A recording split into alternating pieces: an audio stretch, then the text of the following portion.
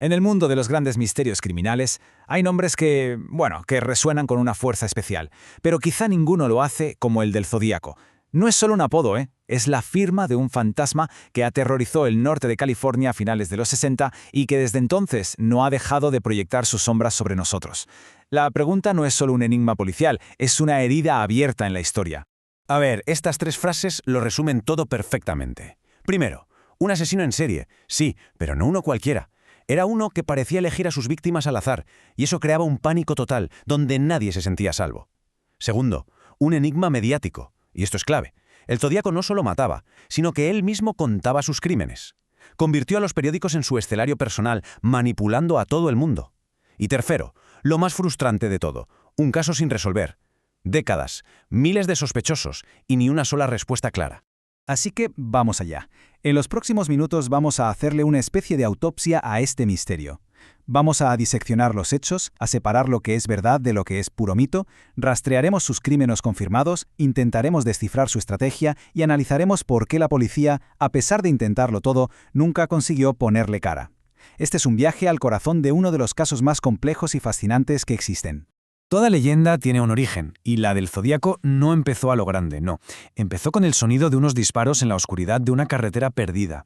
Antes de que el mundo conociera su nombre y su símbolo, era simplemente una amenaza anónima, un acto de violencia brutal que no parecía tener ningún sentido. Tratemos de imaginar la escena. Es el 20 de diciembre de 1968. David Faraday y Betty Lou Jensen, dos chavales, están en su primera cita. Aparcan en un apartadero del Lake Herman Road, un sitio típico para las parejas de la zona. De repente, otro coche para junto a ellos. Se baja un hombre y sin decir ni una palabra los ejecuta a sangre fría. Cuando llega la policía no entiende nada. No hay robo, no hay agresión sexual, no hay un motivo. Es un crimen metódico, casi quirúrgico. En ese momento es un doble homicidio terrible, pero aislado. Nadie podía imaginar que era solo el principio de una pesadilla. Después de 7 meses de un silencio absoluto, el asesino volvió a actuar. Pero esta vez algo cambió. La violencia ya no era suficiente para él. Ahora necesitaba reconocimiento. Quería un público. Y aquí es donde el criminal anónimo da un paso al frente y se transforma en el Zodíaco, un auténtico director de orquesta del miedo que va a usar la tinta y el teléfono como sus armas más potentes. Esta es la cronología oficial, el mapa del terror del Zodíaco. Tras ese primer ataque en diciembre del 68, pasan 7 meses de calma tensa. Luego, en julio de 1969, ataca de nuevo en Blue Rock Springs. Y esta vez deja un superviviente que dará la primera descripción. A partir de ahí, la escalada es aterradora. En septiembre, el brutal apuñalamiento en el lago Berryessa, también con un superviviente. Y en octubre, su acto más audaz, un asesinato en pleno San Francisco. 4 ataques, 5 muertos y 2 personas que sobrevivieron para contarlo. El pánico era total.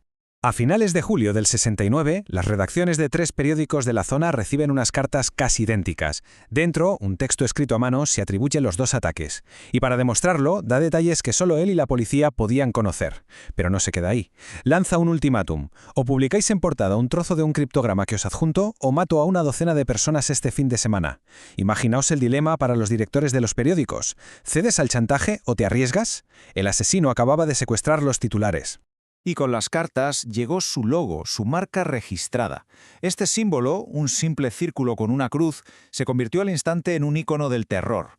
Y lo fascinante es que demuestra que este tipo sabía de medios, No era solo un asesino, era un publicista de su propia maldad. Quería que su obra fuera reconocida, que tuviera un sello inconfundible. Y este símbolo aparecería en casi todas sus cartas, una firma que garantizaba el horror que prometía. Aquí el Zodíaco. Después del ataque de Blue Rock Springs, el asesino hizo algo nuevo. Llamó a la policía.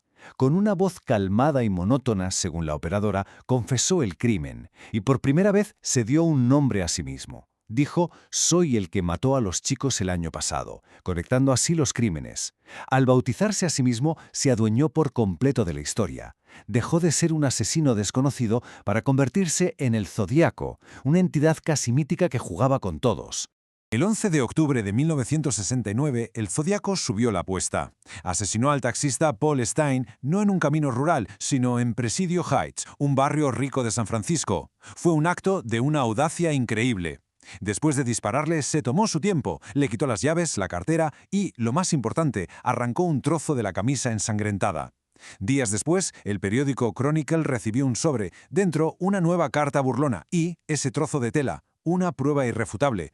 Pero en su arrogancia cometió un error. Unos chavales lo vieron desde una ventana, y gracias a ellos la policía pudo crear este famoso retrato robot, la única cara que le hemos podido poner al fantasma. Claro, a medida que la fama del Zodíaco crecía, también lo hacía la confusión. Sus cartas eran cada vez más frecuentes, estaban llenas de amenazas, pistas falsas, fanfarronadas. La investigación se convirtió en una lucha constante por separar los hechos reales del montón de desinformación que él mismo creaba. Y para entender este caso, es absolutamente crucial saber distinguir lo que el Zodíaco hizo de verdad de lo que dijo que había hecho. La forma más clara de analizar todo este lío es usando lo que los investigadores llaman la regla de los 3 círculos. Es muy sencillo. En el círculo del centro, el núcleo de la verdad, tenemos solo los 4 ataques confirmados. Son los únicos crímenes que la policía ha podido vincular al Zodíaco con pruebas sólidas. En el segundo círculo están los crímenes que él se apuntó pero para los que no hay pruebas. Y en el círculo de fuera, el más grande, está todo lo demás: teorías, sospechosos, especulaciones. Para no perderse, hay que quedarse siempre en el primer círculo. Y aquí vemos esa diferencia de la forma más clara posible. La realidad, la que consta en los archivos policiales, es de 5 asesinatos, una cifra terrible, claro, pero el mito que él vendió era mucho mayor, llegó a presumir de haber matado a 37 personas. ¿Vemos la diferencia? Su objetivo no era solo matar, sino generar el máximo terror posible. Las víctimas reales eran solo el medio para construir una leyenda que le daba un poder que en realidad nunca tuvo. Pero sin duda, lo que de verdad convirtió este caso en una leyenda fueron los criptogramas. Eran un desafío directo a la inteligencia de todo el mundo, y en ellos prometía el premio gordo, su verdadera identidad. La prensa, la policía, el público, todo el mundo se obsesionó, creyendo que la clave para desenmascarar al monstruo estaba escondida en esos símbolos rarísimos. Envió 4 en total. El primero, el de 408 caracteres, lo resolvieron en una semana un matrimonio de profesores. La expectación era máxima. Pero el mensaje no decía su nombre. Eran delirios sobre coleccionar esclavos para el más allá. Un chasco total. El segundo, el Z340, mucho más difícil, se convirtió en el santo grial del caso. Los otros 2, muy cortos, siguen sin resolverse. Al final, el gran juego del Zodíaco resultó ser un timo. Prometió respuestas y solo dejó más confusión. Y lo que pasó con el cifrado Z340 es una historia alucinante. 51 años, 51 años, resistiendo a los mejores analistas del FBI y de la NSA. Y en 2020 se resolvió. ¿Quién lo hizo? No fue una agencia del gobierno, no. Fue un equipo de 3 aficionados de 3 países distintos colaborando por Internet. Un triunfo increíble del ingenio ciudadano. ¿Y qué decía el mensaje? Pues más burlas. Espero que se estén divirtiendo mucho tratando de atraparme. Otra vez el mismo narcisismo. Después de una última carta creíble en 1974, el Zodíaco se desvaneció. Simplemente dejó de escribir. El terror se calmó, pero el misterio no hizo más que crecer. ¿Por qué paró? ¿Murió? ¿Lo encarcelaron por otra cosa o simplemente se cansó del juego? Su silencio fue quizá su último acto, el más desconcertante y efectivo de todos. A lo largo de los años, la lista de sospechosos ha sido enorme, pero ningún nombre está tan ligado al caso como el de Arthur Leigh Allen. Había muchas cosas que apuntaban hacia él, muchas pruebas circunstanciales. Fue investigado durante décadas. Sin embargo, y esto es muy importante, nunca hubo una prueba concluyente. Su caligrafía no coincidía, sus huellas tampoco, y el ADN de las cartas no era el suyo. Murió en 1992 y se quedó para siempre como el principal sospechoso, pero nunca, oficialmente, como el Zodíaco. Entonces, la pregunta del millón: ¿por qué no lo atraparon? Pues en parte por cómo se hacían las cosas en la época. Sus crímenes ocurrieron en varios condados, y en los años 60 los departamentos de policía apenas colaboraban entre ellos. La información no fluía, era como un puzzle con las piezas repartidas en cajas distintas. El FBI intervino, sí, pero no desde el principio con todo su poder. Y al final, el problema es que falta esa prueba reina. Ningún sospechoso ha podido ser conectado al caso con esa combinación de pruebas forenses y documentales que hace falta para cerrar un caso así. Más de medio siglo. Es que es difícil hasta de imaginar. Los testigos han muerto, los recuerdos se han borrado, las pruebas se han degradado. Generaciones enteras han crecido con este caso, convirtiéndolo en parte del folclore oscuro de Estados Unidos. Es un vacío que la cultura popular, con libros y películas, ha intentado llenar una y otra vez. Pero la especulación no es lo mismo que la certeza. Cada pocos años sale alguien en los medios diciendo que por fin ha resuelto el caso. Anuncian un nuevo sospechoso a bombo y platillo. Pero la respuesta de las autoridades siempre es la misma, una y otra vez.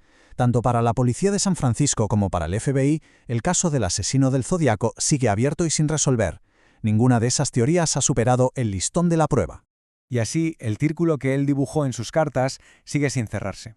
Volvemos al punto de partida, con la misma pregunta sonando en el aire.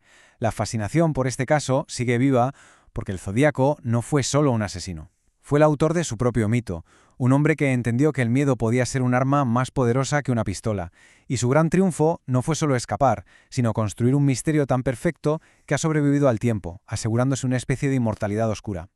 No nos dejó su cara ni su nombre, solo nos dejó su obra, un eterno signo de interrogación.